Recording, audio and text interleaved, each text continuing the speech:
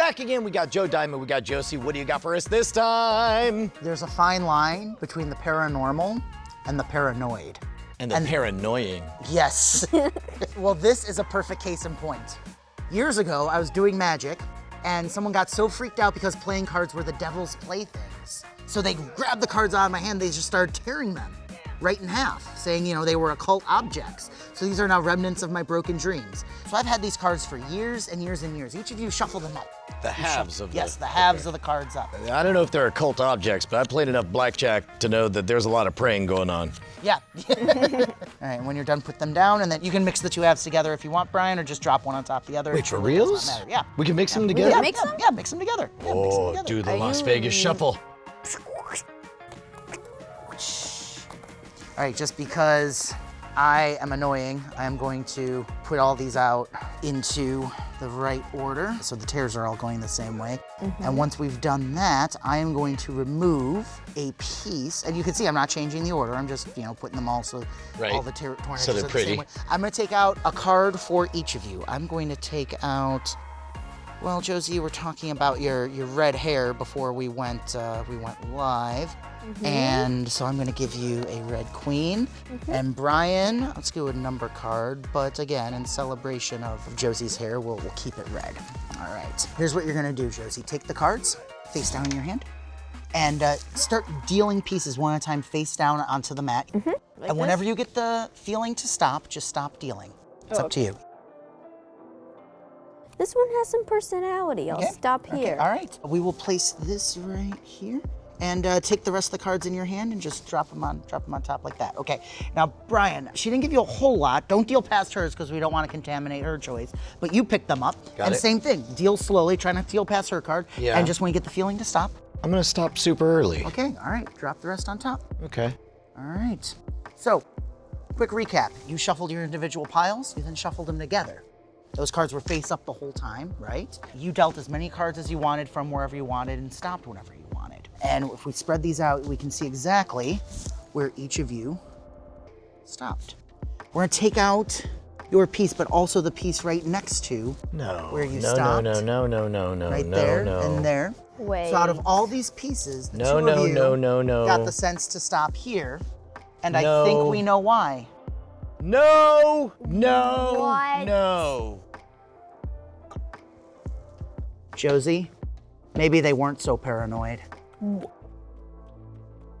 What? Wait, you had the reaction for me. The no, because what?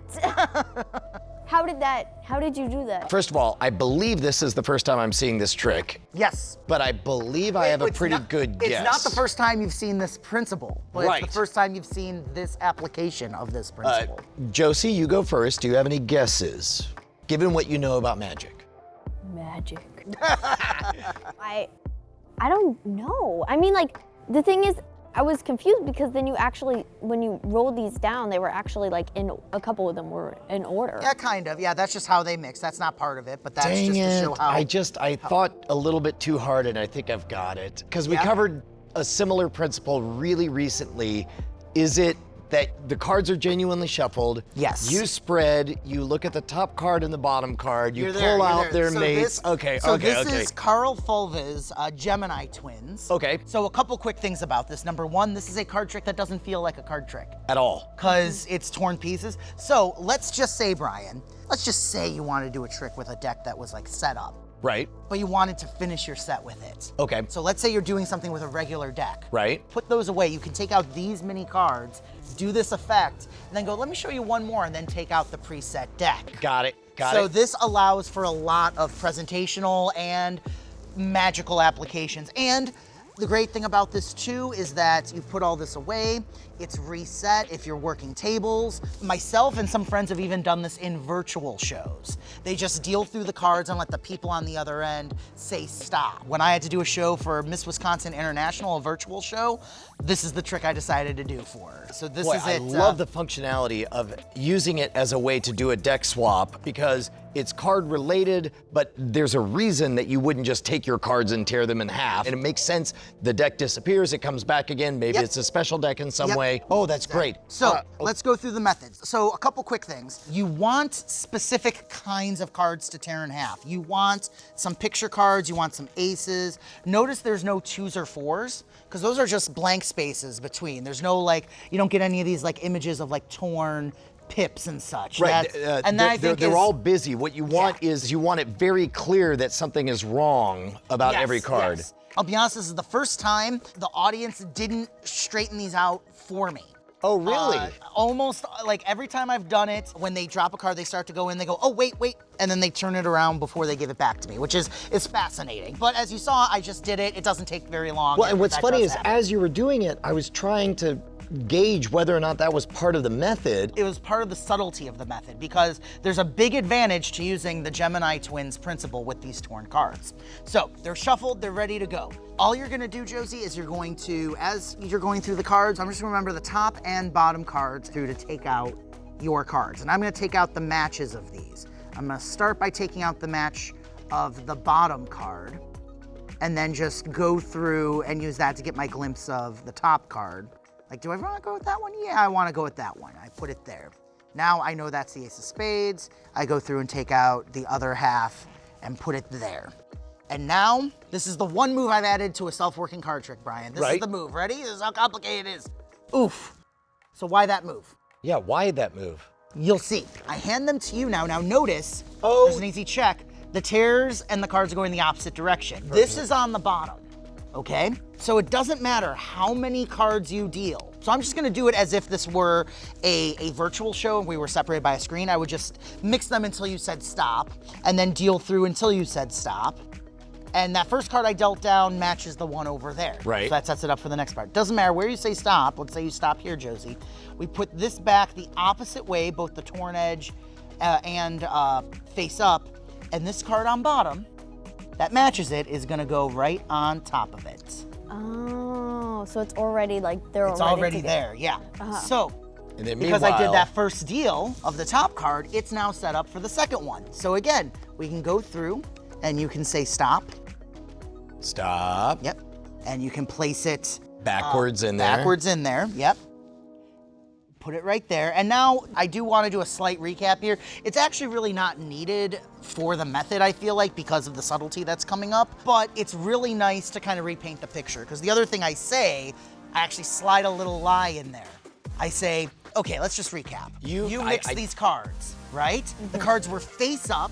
I couldn't have switched them. You dealt as many as you want. I make it seem like I took the cards out face up and then you both shuffled.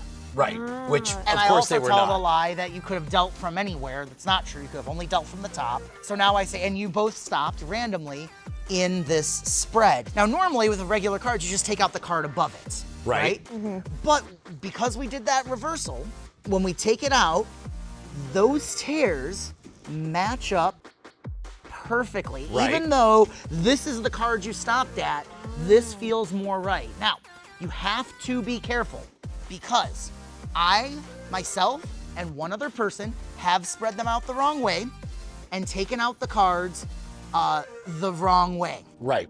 So you want to make sure you take out the card above. So even if you do spread the wrong way. Above on both of them. Yes, you want to take out the card above on both of them. Take that out, that matches perfectly.